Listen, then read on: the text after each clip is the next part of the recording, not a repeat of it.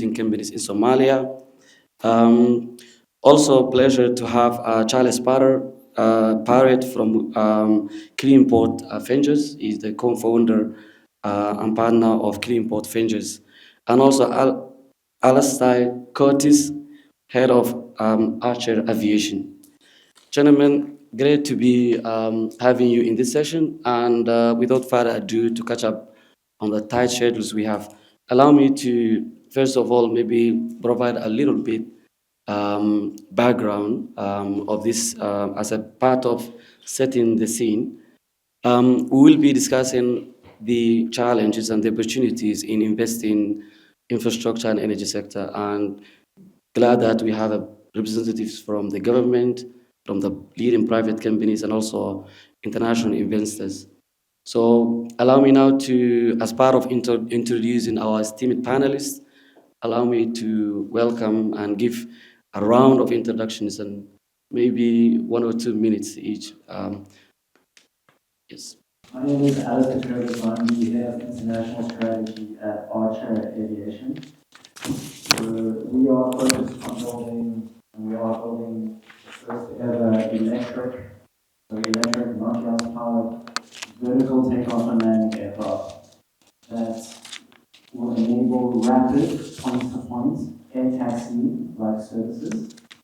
And so we're here this week to really figure out how we can partner with Somalia to create and launch a brand new advanced air mobility ecosystem, to tackle a wide range of use cases from air taxi to medical evacuation, logistics, transportation for offshore platforms, military bases, whatever it might be.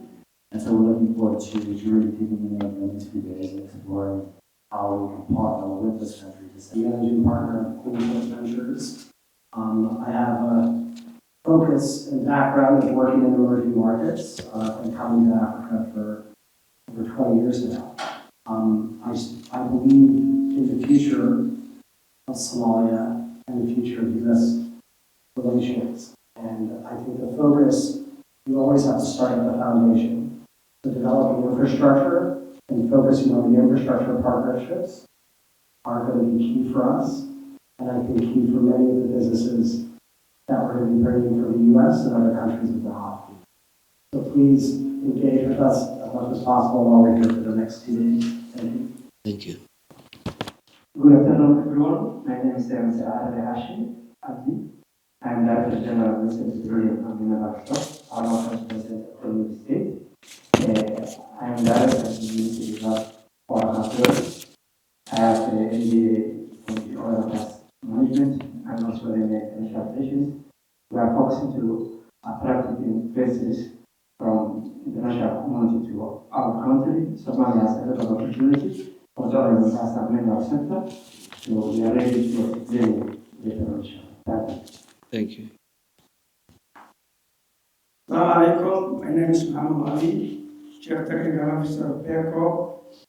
Let me introduce you BERCO. BERCO is the biggest electric provider in Somalia.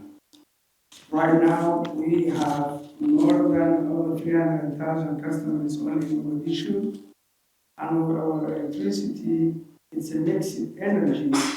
We're using solar, battery, plus diesel generators. But I know the diesel generators is not the solution. We are planning to change from diesel generators to LNG. There is a problem in LNG. I know maybe I will have another time to explain this.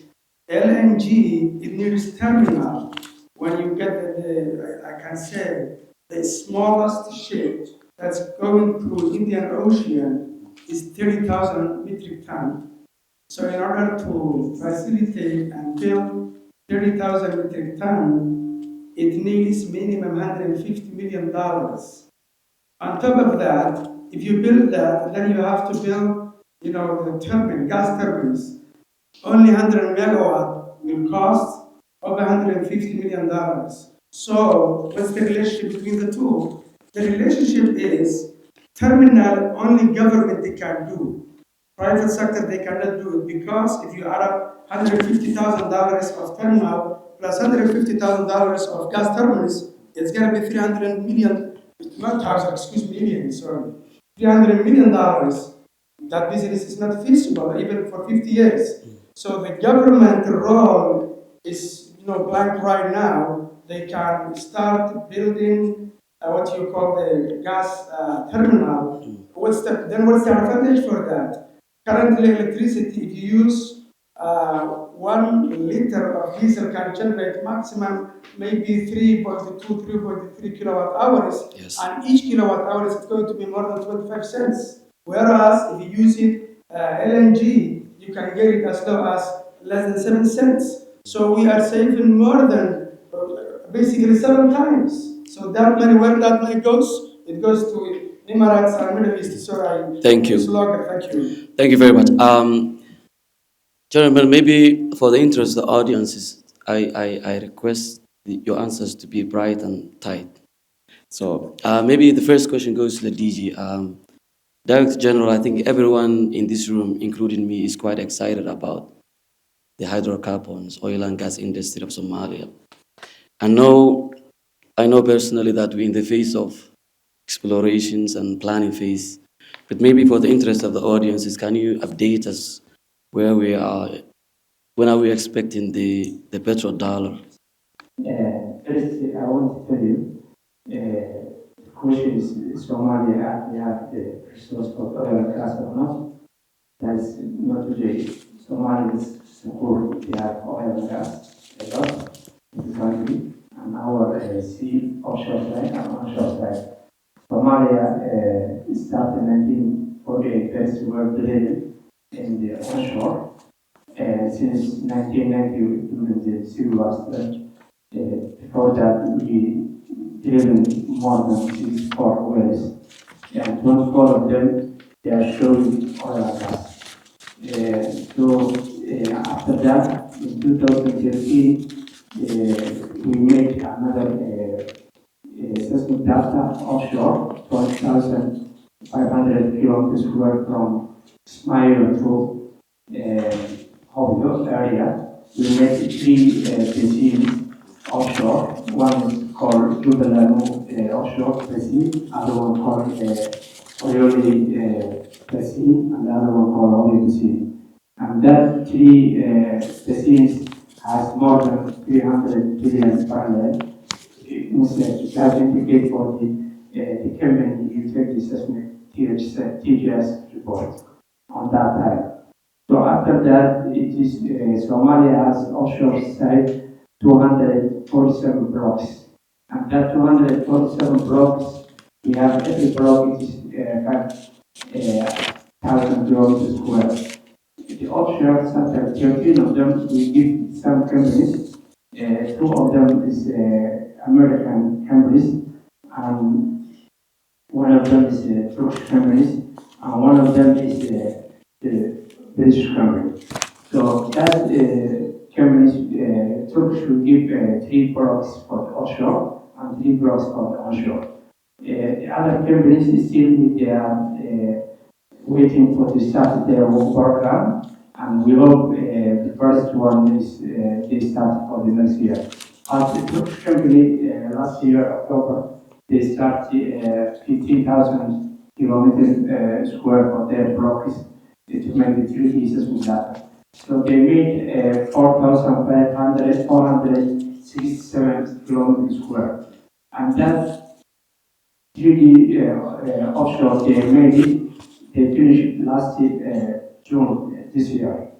So we hope next few months they will give us the report. Now the time of the interpretation for the system. So when we get the report, we hope we will drill our oil. So and we hope next few months we will drill the first oil offshore. After that, within 3 months, they will have discovery, and that discovery will show Somalia oil and indicate how many oil is there, how many years can be brought, and how many years needed to be brought. So now we are at the stage of the exploration, but we hope after a few months we will be the stage of the development. So that's the number one for the oil sector. We have, our legal framework is very good. We have petroleum law, we passed it in 2020, and we have also the council regulations. We have also the established for the Somali Petroleum Authority. We will establish a few months after Somali National Oil Company. We have a lot of other, laws related to the petroleum sector, such as the extractive industry income tax law, such as environmental law, and the petroleum law is indicated for 11 articles for the environmental session. We made some areas for environmental impact assessment. So we are ready to request the other countries in Somalia, really, for the legal side. Outside, we have also the protection shore agreement with the Central Protocol. We made before and again, we want to make open lesson round. So that petroleum protection shore agreement we have, it has also the physical terms, and that physical terms is showing the royalty, unit stations, profit sharing, and all of them. So then we can get easily to invest in Somalia. And that production agreement and also the protocol and all that laws is dependent for the companies to invest in Somalia. Because they have stabilization scope, and that stabilization scope, the government charge or not charge, that's a message for them. The production agreement is like for 25 years. And that 25 years, Yes. no one can judge and no one can act anything and no one can do something about it.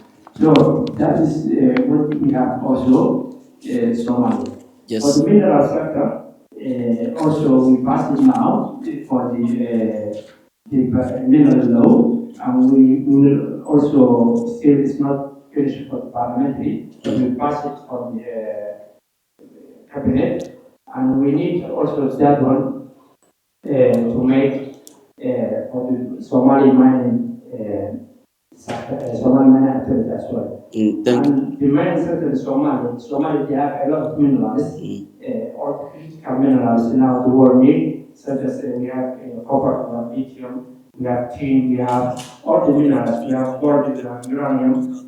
Somalia, we are also made a member of the EIA for the last year.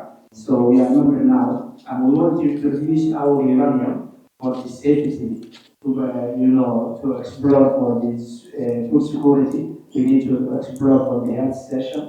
We need to explore for the agriculture side, all of this. So all of AG, that. sorry, I have to cut you for the interest of time, but I know that you've been explaining the measurements that the government has put in place for ensuring oil for development, but also the wider oil and gas industry landscape and what we envisioning. Now coming to now, Charles, over to you. This was the hydrocarbons, the non-renewable energy. Now focusing on the renewable energy, I think right, His Excellency the President today has explained a bit about Somalia's opportunities in investing in renewable energy. Considering your company and also on behalf of the foreign investors, what do you think are some of the best examples and lesson learned that you can share with us that can be replicated here in Somalia in order to invest in the energy sector and maybe the wider infrastructure development? Thank you. I'll use one example that, as we begin to have a lot of conversations with different companies that want to do business here. For example, one in fishing. When somebody says they want to be in the fishing industry, what are they really in? They're in the cold storage business. And if you're in the cold storage business, you're really in the energy business. So everything stems, if you look at every single industry, the foundation is built around energy security. And we have a very unique opportunity here in Somalia with, you have more sunlight than anywhere else in the Middle East. So You have solar as a very clear objective. You have a path strategically from where it's located on the Horn of Africa and the location of its ports to be a huge distributor and provider for LNG and oil and gas. One of the things about the blocks here in Somalia, you have out of the 247 blocks, the average block size is 5,000 by 5,000 square miles, which most blocks are between 2,500 to 2,500. So that shows the potential of what the coastline can offer. Where companies are looking at is they're looking at when they're coming to invest, especially in emerging markets, they're looking for this foundation of education and this foundation of entrepreneurship to help build the infrastructure that's needed. I think solar being one of the largest drivers here. And as you look at every single industry that's coming here and every single industry that's looking to grow here, that's where the foundation, that's where the conversation starts, is energy security. My question is straight and simple. I think you've already answered part of it. You've been providing this service for the last 2, 3 decades, and everybody's, and I think that's a legacy worthy of celebrating. But what is the current status of the energy sector? I know it's one of the most expensive, one of the most inefficient when it comes to energy mix or electricity efficiency. But it also requires huge investments. What's your power sector vision, private sector? Thank you, Najib. It's a very good question. Let me clarify one thing. We all know electricity needs three things. Number one, or any kind of business needs three things. The number one is the reliability. Number two is the affordability. Number three is the sustainability. When it comes to reliability, Mogadishu and overall in Somalia, electric providers, they successfully managed, electricity which is running 24/7 without blackout. So that side is good, things going good. But when it comes to affordability, electricity in Somalia, it's not affordable. It's very expensive. I have to be honest. It's expensive. Do we have any plan? Yes, we do. Look, Beko, if I take as an example, Beko, established 2014. At that time, 1 kilowatt hour was $1.20. And today, it's 41 cents, almost 60% reduction. We're not there yet where we wanted to go. What's the plan? Right now, we have 72 megawatt of solar.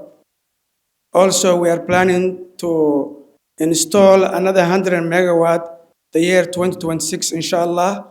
On top of that, World Bank, and we agreed to give us, I don't know if it's going to be true or not, 130 megawatt of solar plus 320 megawatt hour of battery. If we get all these, I believe electricity prices going down significantly. I cannot tell you what the number is going to be, but I'm sure we're going to reduce the price. When it comes to the sustainability, look, sometimes people, they might get something which is cheap, but it's hurting the environment. And sometimes you might get something very nice for the environment, but the companies and government, they cannot afford. So those three things, reliability, affordability, and sustainability, that's our vision. And I hope next 5 years, the electricity of Mogadishu, I should say, because in Somalia, there's no grid. It's a mini grid. Every city runs its own electricity. But I can say Mogadishu, for the next 5 years, inshallah, the electricity is going to be down. I think that's very good news for almost everyone, including me. Now, to Asha Association, Mr. Asal, I think one of the flagship programs in our national transformation plan is the new Mogadishu, that includes the new Mogadishu airport. Now, considering your expertise, I think from your brief intro, I think it was quite exciting what your company does. Considering all that, what do you think US and Somali-based companies, public and private, with regard to sustainable infrastructure, particularly in the ports, and also modern means of transportation, including the aviation sector? So, what do you think we can partner with regards to development, ports, and infrastructure? Thanks. Yeah, I just think it's an incredible opportunity to come in pre-day one and think from a first principles point of view on how we can design the ultimate clean, sustainable airport of the future. And there's no reason why not with this opportunity you have and all the companies you have here. That Somalia can't be the leading example of that, especially in East Africa. And really think about how we can bring in aviation powered by electricity to solve lots of local problems. And then, Somalia has the opportunity, if we manage to get things together quite soon here, to show the rest of the world how it can be done. And how incredible would that be? And so, we're willing to come in here and, bring our expertise from the UAE, the US, India, other parts of the world, and bring all the best and all the learnings and then help you design from pre-day one the best-in-class system. And that, the ripple effects from that will be huge across, the energy industry, developing the grid to serve these types of operations and other clean energy operations in the future, micro-mobility, EVs. And so, we just believe that, this place, almost more than anywhere else in Africa at least, really has the chance to leapfrog other countries, if you will, as well. Thank you very much. Being on site, I recognize the presence of His Excellency Ambassador of Somalia to the US. Thank you for your time. I also see in private companies, I also see representatives from the government. Before I go to the second round of questions, may I invite now one or two quick questions to the gentleman before I ask my questions? And by the way, this session was supposed to be tomorrow, and I think for its urgence we made it today, and there was no preparation, no rehearsals for some, I think these gentlemen are in some room. So I now invite your questions, maybe a brief comment of 30 seconds before I go for my second round of questions. Anyone interested now? Is there Asal? Maybe now going back to the region, there are foreign companies that are looking for opportunities to invest in the oil and gas industry. Glad that you mentioned about the issue of transparency, the issue of safeguards, and the entire neighboring environment. But what assurances are you giving as you're looking in place in order to have incentives to attract foreign investment in that sector, in the oil and gas sector? And thank you again. And really, as you know, Somalia is a good countries and good amicable people, and we have good legal framework. We have a good geological, geological in Somalia. We have a good PSA for the amicable and attractive one. We have good taxation and everything. Our PSAs has, the and stabilization clause, and that showing is that showing for the agreement it's stable and nothing to do about the political or nothing to do about the security or nothing to do about the other challenges. But we have also a lot of opportunity in Somalia because still we are a frontier country Still, we are virgin countries. So if the company come in Somalia, he can get a lot of opportunity, such as while we're talking about now oil and gas, we have more than 200 blocks offshore. We have more than 200 blocks onshore. If you invest in onshore sector, it's very cheap. If you have invested for the offshore sector, it's good. And Somalia, as you know, before we have some pirates or something like that. But since 2008, no incident in our sea. That's also showing is good attract for the companies. We have also a lot of opportunity for the oil sector. Somalia now we have only the downstream sector. We have a lot of import oil from the Middle East and the other regions countries.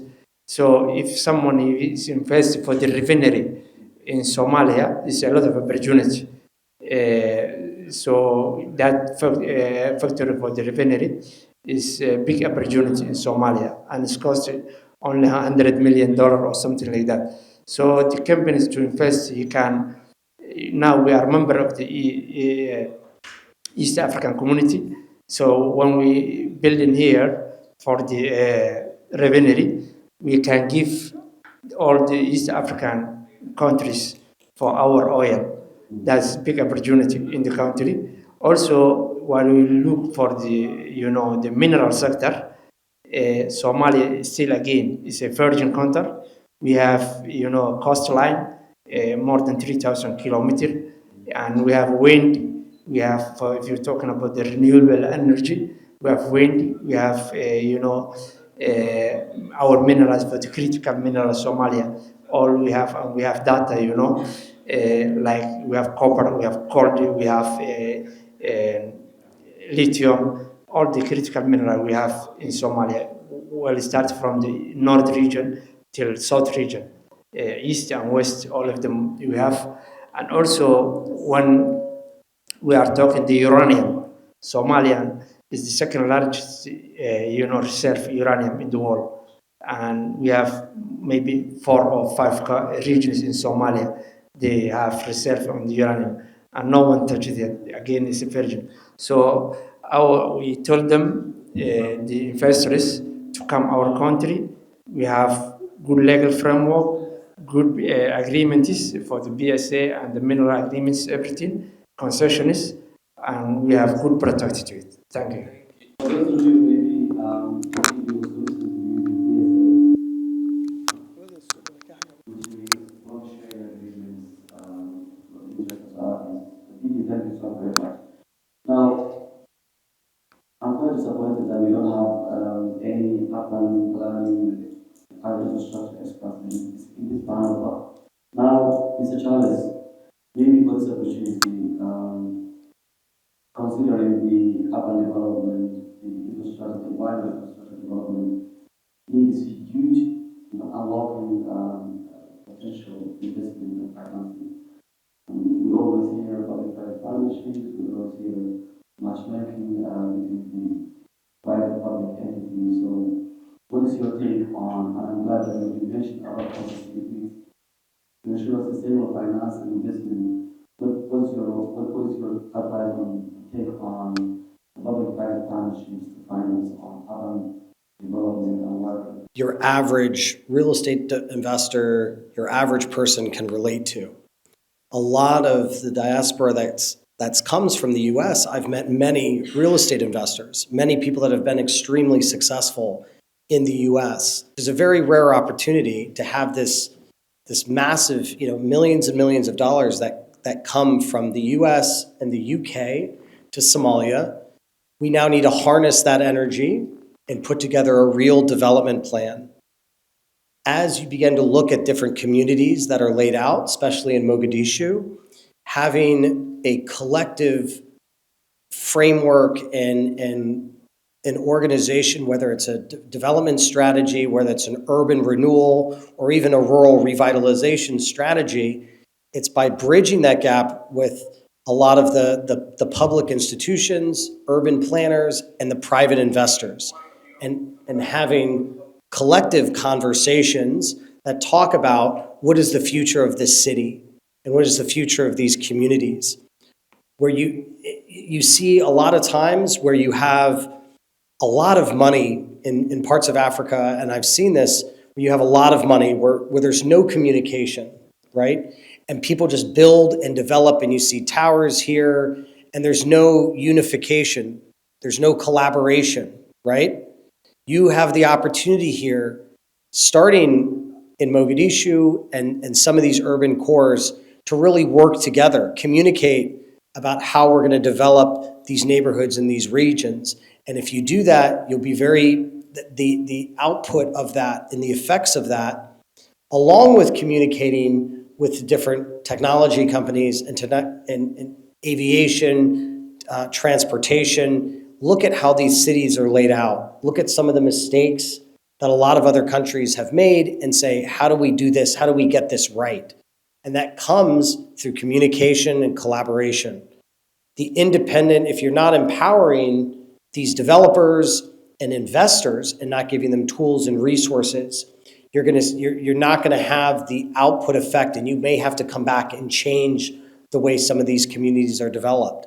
So now use this incredible opportunity to open up a dialogue, and I don't know how that dialogue can be structured in a public-private partnership, where you have outside investors that are sitting down with political figureheads to say, we want to invest in this community. How can we do it together versus independently? And what can the government do for us, and vice versa? But it needs to be a collective, decision making. Considering this market challenge already, we have to make our infrastructure, our development as sustainable, more green. And I think we always go for public-private partnerships and forget about the need for public-private dialogues in order to establish the trustworthy, the communication, etc. Maybe I'm trying to cut this question related to conditions. A city that is recovering from years of civil unrest, where the mode of transport is this, they call it Bajaj, tuk-tuk, means of transport, modern means of transport, and then relate to, I'm sorry, it's not modern, but I'm relating to your modern means of transport. What do you think you need to leverage, expertise and finance and others? Also consider the realities on the ground.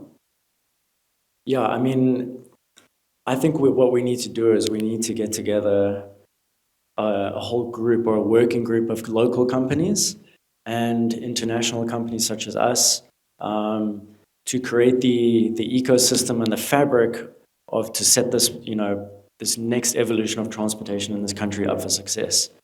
And so that'll look like the regulatory authority, the CAA, it'll look like the Minister of Transport and his team, it'll look like the Airports Authority, the Ports Authority, infrastructure funds, fixed-based operators who own some of the hangars or new entrants who want to get into that business, electricity providers, clean, bring it all together, and then everyone has a say on how the future system can be designed. And really thinking ahead instead of trying to solve, the problem, next week's problem. Let's solve the problem that's going to arise in 20 years from now, and get ahead of it.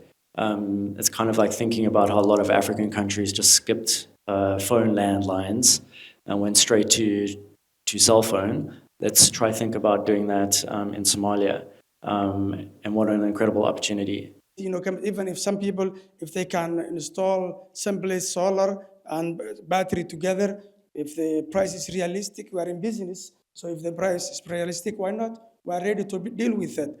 But let me clarify one thing again. The solar and battery, it's not sustainable.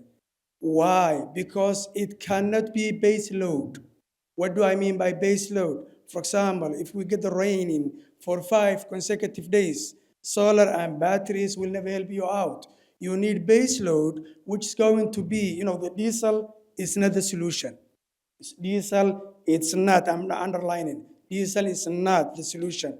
Right now, we are using HFO, heavy fuel oil, which, when it comes to initial costs, it's almost over 100% more the diesel. But when it comes to efficiency, it's much better. But still, HFO, it's very expensive. What is the solution for Mogadishu? Solution of Mogadishu is LNG. Some people might ask me, what are you differentiating LNG and HFO? Both of them, they're not friendly environmentally, but the LNG is cheap, less, almost 50% less, emissions than HFO. And electricity will be cheaper almost 5 times. On top of that, if the government, I'm repeating this word again, if the government establishes and installs simple terminal for LNG, all the industry, factories, they will come. The government, they will get taxes from the industries, and then over 100,000 people will get job. With that money, the government, they might get back that money within 2-3 years, and the electricity of Mogadishu is going to be almost cheaper than Kenya or close to Ethiopia. So our government, we are requesting to establish LNG terminal. That's the key of Mogadishu electricity. Thank you. Thank you, Mohammed. My name is Naima, and I am presenting Somali Development and Construction Bank, and especially the representatives from BECO have public-private partnership, and I had a good news for you. We launched last month investment readiness program for investing key sectors of economic development. And one of the key sectors we are interested in financing and investing is energy sector, especially renewable energy. And we're here to help. And if we are with also public-private partnership, and I will, because you repeated public-private partnership, and I want to inform that Somali Development and Construction Bank is ready for that, and we are glad to do that with you, and also to the international representatives to come to us also. Thank you so much. waxaan ku socdaa garaaca seaboard su-aasheedu waxay beeka ayay ku jaan tahay waxaan rabaa inaan luuqadayda ku hadlo marka idinku dad badan oo Soomaaliya jooga marka waxaan rabay marka inaan su-aashan ku weydiiyo waxaad tiri mudane kastamarkaygu waa 300,000 haddaan intaasaan filaynahay dadka kaloo magaalada degan ay isticmaalaan waa su-aal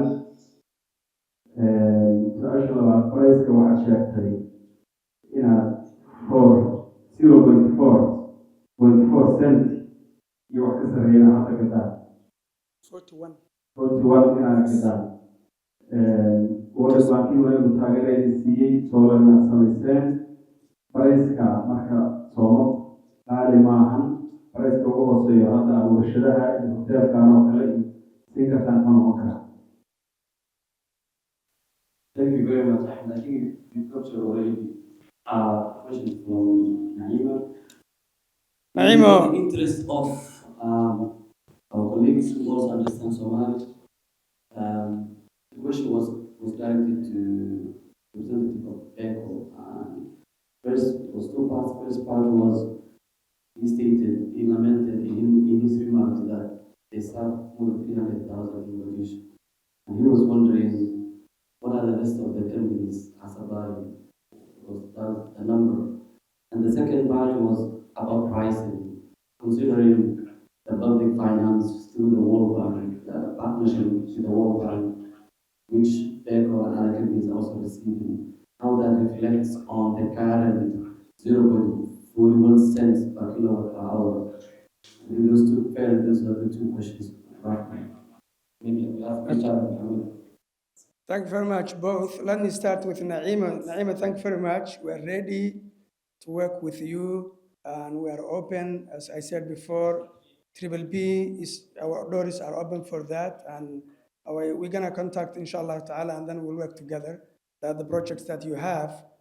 With regard to Ahmed Gelle, Ahmed, you know, the 300,000 customers, there is overlapping. When it comes to customers, there's overlapping. Maybe Mogadishu, Power, and Blue Sky, they have one customer, and maybe all three companies that are in the same customer. So that we are not, maybe one customer that will provide electricity, Mogadishu is providing, or sometimes Blue Sky is providing. So it's an overlapping.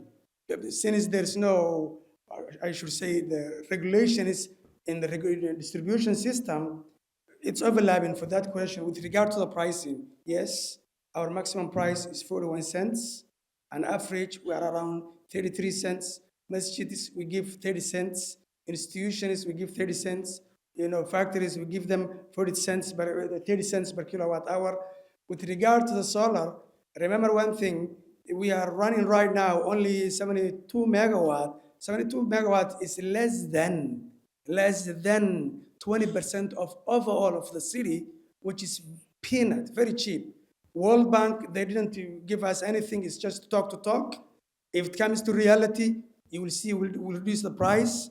And even if the World Bank does not give us a penny, we are ready to reduce the electricity by our own. That's our moral responsibility. Thank you. Thank you. That reflects the spirit of the private and private sector. So maybe now, very quickly, on behalf of the government, especially the Minister of Energy and Water Resources, we are also committed to leverage with the partners with the private sector, and through the electricity regulatory authority, the price will be reduced to 43 by the end of 2026. Now, DG, maybe before I come to you, this is a question I'm wondering, the long-term vision of the hydrocarbon industry, oil and gas industry, beyond 2060. Where are we going? I can't remember the last time we explained oil for development. Maybe your last wisdom towards the sector vision, long-term sector vision. In 10 seconds. Okay, and thank you again. And really, our vision is the first to produce our oil, and Somalia must be one of the upper countries. So that's what we want for the future, really, because Somalia now it made the exploration, and next year we will be, inshallah, for the production countries. After that, we must be one of the members for the upper countries. So that's the one. But if I explain more our ministry and the government itself, we have a lot of vision. First, we have a national transformation plan 2025 and 29.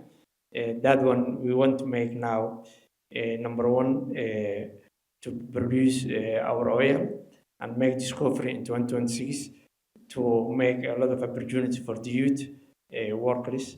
We must be make a lot of Somalia, as you know, they have lack of the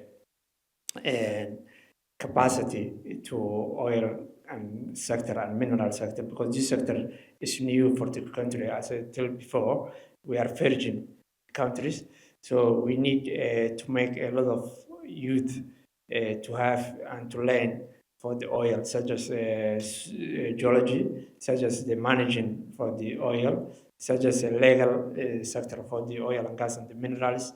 And also already we send some students to the Turkish, we send it to this Azerbaijan. We give some universities in the Somalia to get the scholarship as well. So we want to develop the employee of the ministry and the country itself to have capacity to work. Instead, we have, only the international people can come and work, because our youth, if they learn how to produce their oil and gas and work for their minerals is good, because now we have some engineers from coming Sudan, Pakistan, and other countries, but we need to have some of them to come from Somalia. So now we made also the agreement with some universities, such as Benadir National University country. We want also that. We need also to make geological survey mapping in the country, because that's main important while we're talking about the minerals. Because Somalia it made before the civil war some geological mapping surveys in the country. And also colonial time, we made some geological survey in the country. But now, the technology is changed and the world is changed. So we need now to make geological survey mapping. We spoke with the US Geological Survey. We spoke also the UK Geological Survey mapping, and they are ready to help us. And we want also to get that to make, then to produce our minerals and to know where is our reserve has a lot and where is the minerals. That's the other things. Also, we want to attract a lot of companies, especially the US companies, to invest in the country, such as as I told before, the revenue sector, such as the gas, also LNG. Now the bank asking, we give three onshore, blocks for the Turkish company, and they start already to produce, gas nearly in Afgoye, Oriole, and the area Marka area here. And we hope also that one to 2026 they will drill it. Already we give the contract, and already they now mapping for the security mapping, and that well is already there. We know, and that well is we made before the 1991, and that gas on that time is not commercial. And the Somali people, that population is very small. That's why that company is not producing at that time. But now the population is very high, and the gas is enough. And we hope Beko they can get there for LNG. They are all looking at it. Thank you for that. I saw very much. I think that answers the questions when it comes down to related to that means, managing oil revenues and oil for development, etc. And also, Transparency and accountability. Yeah, yeah, and that is really is very important for the international companies, because we are now starting to be member of EITI, Extractive Industry Transparency Initiative, and also we have a revenue sharing agreement in the country signed by the federal member states and also the federal government state. So we get so far we get more than 20 million about the income from the oil and gas, or the signing bonus or something like that, and we share it fair shares for the federal member states and federal government. So our revenue sharing agreement also is good and and working well. Thank you. Thank you. And maybe now to Mr. Charles, if we hear in oil and gas industry and also the private sector, but also on still I'm following on the issue of sustainable financing and investment. It was your take on the innovative financing opportunities, including nowadays they call it climate finance, carbon markets. Is that enough, or can that answer the existing gaps in financing the infrastructure development? I think with any level of creative financing, especially in emerging markets, you have a few different risks. You have political risk, you obviously have security risk, and then you have the resource, the exploration risk. I think Somalia is very fortunate that the security risk and the political risk are minimized. This is the first time in 60 years where we don't have the level of threat. So the main risk is exploration. And as you heard from the minister and what's going on in that market, it's becoming less and less of a risk.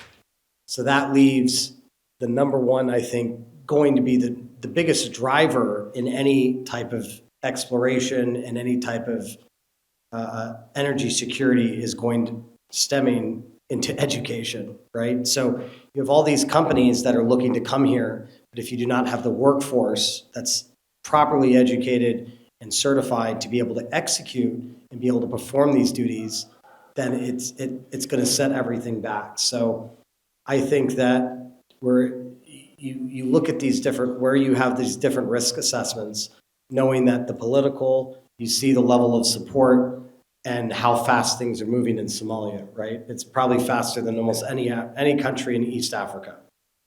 And I can tell you that from firsthand experience. And the second risk comes into the security risk, which has been greatly reduced, right? So new companies that are looking at Somalia, they look at Africa as a whole, and now they're looking at Somalia.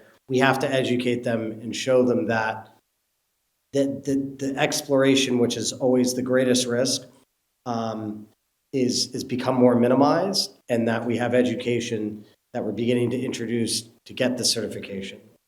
So that's it. Thank you so very much.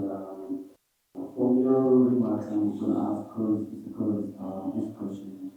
Considering the political security risks, what are some of the incentive factors that can make an investor, foreign investor, to invest in country like Somalia? And maybe on the issue of sustainable finance, partnerships, and the mutual partnerships between the local public-private and the national public-private. Yeah, I think as an international investor potentially coming in, we just want to make sure we're working with partners that have a big long-term vision. Because we also don't want to come here and just do a few deals and then leave. We want to co-create infrastructure with you, and be that partner for many years, if not decades, to come. And so with thinking through that lens, we know we can accomplish great things.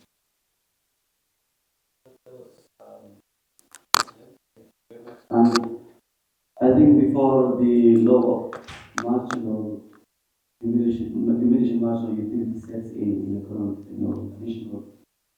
additional remark or intervention may create a dissatisfaction.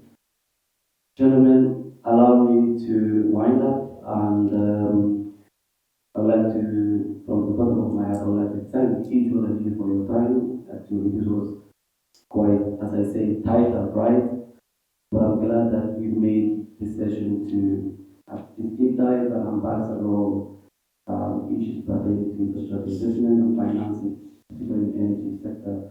With that, gentlemen, colleagues, ladies and gentlemen, allow us to leave, and thank you so very much.